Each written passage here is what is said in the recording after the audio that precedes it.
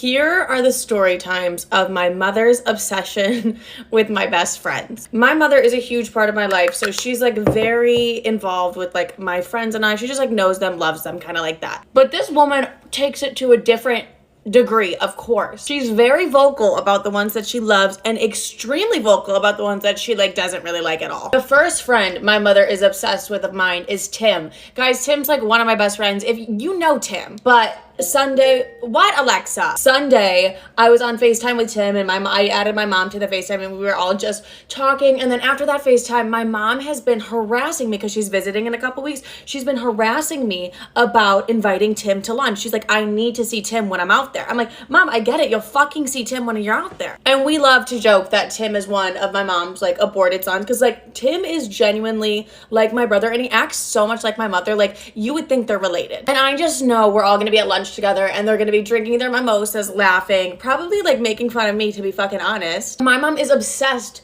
with seeing Tim when she's out here. She's like, Liv, I better fucking see Tim when I'm out there. And she was texting Sissy too, like, I need to see Tim. And Sissy's like, why the fuck am I orchestrating this? Like, you're gonna see Tim. The woman loves Tim. She literally swipes up on every single one of his Instagram stories. That's her big thing to do with all my friends. She swipes up on their Instagram stories and will send like heart eyes and stuff like that. She fucking loves to do that. The main person she does that to is my roommate. She fucking loves my roommate. Anytime I'm on the phone with my mom and my roommate's nearby, my mom's like, let me talk to her. And I'm like, Mom, what the? It's literally like 9 a.m. on a Tuesday. She's good. But my mother will call me and she'll be like, oh my God, I saw her Instagram photo. She looks gorgeous. Tell her she looks gorgeous. And I'm like, Mom, just you fucking tell her yourself she looks gorgeous. But like literally anytime my roommate posts on Instagram, my mom is like, oh my God, please tell her she looks gorgeous. That was a gorgeous dress. Where'd she get the dress? And I'm like, okay, Mom. But you want to know who she loves even more than my roommate? My roommate's boyfriend. My roommate's boyfriend, let's call him Matt. Matt and my mom met one time. They had a 10-minute conversation, barely. I was there during this conversation. I swear to God, she was flirting with him the whole time. I'm not kidding, she was flirting with him. They were talking about Milwaukee, and my mom's like, I love Milwaukee. I'm like, Mom, when the fuck did you start loving Milwaukee? I've known you my whole goddamn life and we've never even spoke about Milwaukee, but now you're talking to Matt and you fucking love Milwaukee? That's really weird. My mother calls me at least once a week and asks me about Matt. And I'm like, Mom, I'm not fucking dating Matt. Like, Matt and I are not that close. Like, he's great. He's probably doing amazing. She's like, how is Matt doing? I'm like, he's good. And she's like, how's your roommate? I'm like, Mom, they're good. Like, when they celebrated their anniversary, my mom was like their biggest fucking fan. My mom loves Matt. Go to part 2. For a while, my mom was like, Matt should date Sissy. I'm like, Mom, Matt is dating my roommate. Like, you can't say those things. She's like, I know, I'm just kidding. But imagine if they did. I'm like, Mom, it doesn't feel as if you're fucking joking. My mother will call me often and just be like, Matt is such a good boy. Like, he's such a nice boy, Olivia. And I'm like, you gather this from a 10-minute conversation with him. Like, he really is like a very nice guy. But I'm like, Mom, can you fucking relax about Matt for 10 seconds? I'm so tired of our weekly talks being about Matt. The next friend my mother is obsessed with of mine, and I think this one is going to be my favorite. My best friend, Katie. So my mom and Katie do like the same thing for work. Katie's she's like just graduated, is a registered dietitian, and my mom's like a personal trainer. My mom loves like health and they both fucking love health and fitness, right? But Katie has a way more modern, healthy take on health and fitness, whereas my mom's a fucking almond mom. So they will get in low-key fights, and I think it's like my favorite thing in the entire world, where like my mom will be like, if you put syrups in your coffee, you're gonna die. Like, it's so fucking horrible for you. And Katie's like, I don't know what the fuck she's talking about. Everything in moderation. Everything's fine in moderation. She's like, it's a balance. It's a balance. And my mom's like, no. So they will get in low-key fights about it. Like, I'll be on the phone with my mom and she'll say something and Katie's with me and Katie's like rolling her eyes in the background, and I'm like, I know, she gets like this, like, it's my fucking mom, like, she gets like this. Or Katie will like prove her wrong on a topic and my mom will be like, oh, well, okay, whatever. Like, I can see my mother getting heated when Katie gets right. And on the flip side, my mom's like, I'm sending Katie this article, like, tell Katie to read this article. And they'll go back and forth about like fitness things and like health and wellness things. And I think it's important because Katie is teaching my mom a lot about how to not be a fucking almond mom anymore. Is my mom listening? Like, no, honestly, probably not. But my mom loves that Katie does what My mom does. And Katie posts like a bunch of recipes online and stuff, and my mom's like, Olivia, like, you need to make those recipes. Katie makes gorgeous recipes. I'm like, okay, mom, give me 5 fucking minutes and I will. My mom loves Katie and will call me weekly and be like, Katie is so gorgeous. She's so, so beautiful. And I'm like, I know, mom. Are you calling to tell me how fucking gorgeous Katie is, or do you want to know how my day is as well? Like, let me know, bitch. Let me fucking know. But my mom will call often and be like, how's Katie doing? I'm like, mom, fucking call her yourself. Like, she'll answer the phone. Just call her yourself. But the friends I have that my mom doesn't like are so fucking obvious because she tells me she doesn't like them. She literally does this. She's like, I'm not a very big fan of that girl, Olivia. Like, I'm not a huge fan of her. We're on, like, the flip side, if we're talking about Tim, she loses her fucking mind. So I'm like, okay. And she's very vocal about the one she does not like. But those are the story times of my mom being low-key obsessed with all of my friends.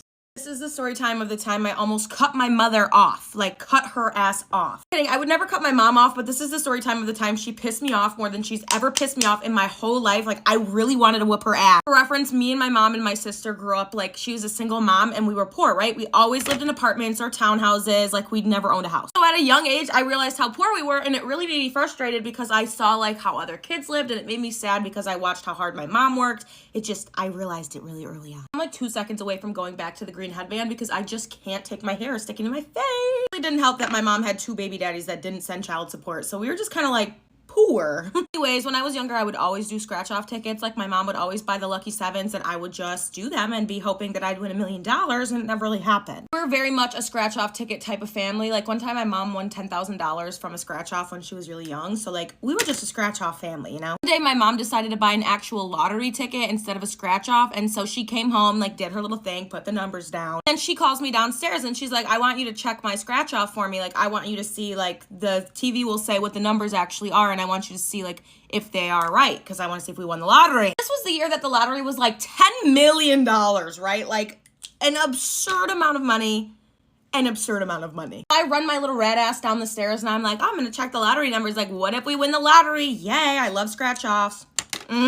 Take the ticket and I'm watching the little balls roll into the thing telling us what numbers are the lottery winners, and one after the other, they're lining up. And they're starting to line up, and I'm like, holy shit, like, we just won, we're about to win the fucking lottery. One thing about me, I can't take a prank. I'm not a prank taker. Like, if you do a prank on me, I'm a terrible sport. I will pull a prank on you, though, but I'm a terrible sport. I don't know what it is. I'm very emotional. I'm just an awful sport. Like, do not pull a fucking prank on me. And then, obviously, all of the numbers line up, and I start screaming, running around the house. Holy fuck, we just won the lottery. I'm sobbing my eyes out, so excited. Imagine that. A little girl so excited she just won the lottery so that her mommy doesn't have to work anymore. About 10 minutes after my literal crazy screaming around the house, yay, we can buy a house rampage, my sister and my mother look at me. Oh, I can still feel it. And my sister and my mother look at me and they say, we already knew the lottery numbers. We wrote down the winners so that we could prank you and make you think we won the lottery. I just about lit our house on fire, I swear to God. I actually don't think I've ever been that angry in my life. I literally screamed at them and started sobbing and ran up to my room, and I don't think I talked to them for the rest of the day, and they'd never seen me that angry before. And my sister still talks about it. She actually commented it on my video the other day, which reminded me of it. Yeah, don't ever fucking prank me, because I'm a terrible sport, and I will cry and scream and never talk to you again. Am I the bad guy for screwing over everyone who donated their time and money? PT has been planning a fundraiser for months to raise money for new cheerleader uniforms. Old uniforms are very outdated and all the kids are very excited about getting new ones, including mine. Early in the planning, I agreed that my property could be used at no cost for the event and that I would provide all of the furnishing. Other people worked hard on buying / making items to be sold at the fundraiser. Some people spent upwards of hundreds of hours and or dollars for the event. In a recent meeting, the football coach said the equipment was badly worn out and needed to be replaced ASAP. A vote was held and the majority voted for the fundraiser to be for the football team instead of the cheerleaders. I was pissed. Football is always a top priority. I went above and beyond to really help out the cheerleading team. All the cheerleaders got their hopes up. I told everyone that my property is no longer available to use and that they'd have to find a new venue. People panicked and got angry. They said my decision was equivalent throwing all the hard work in the trash. I understand that I might have screwed people over. Can't help them. Am I the bad guy? Am I the bad guy for leaving my fiance's birthday party after my stepdaughter's prank? I recently got engaged to my fiance. We don't live together, but we agreed to move in together soon. He has a 16-year-old daughter. I gotta be honest, she seems quite stubborn and even her own dad struggles to get her to listen. I'm not close with her, which is something I know I need to work on. However, her pranks make it difficult for me to maintain a good relationship with her. I try to laugh a lot of them off, but she just does it so often it's gotten too much. My final straw was on her dad's birthday. I came to spend the day and have a celebratory dinner, and my future in-laws and relatives would be there as well. It went well until dinner. We're about to have dinner, and I saw my underwear hanging on a hanger in the corner. My stepdaughter said, "Oh, you forgot these last time you were visited, and I didn't want them to forget them again." So I hung them there. I was absolutely speechless. Even my fiance was shocked. It was super awkward. Felt humiliated, especially when all the men laughed. Next thing I know, I yelled at her, grabbed myself, and was trying to leave.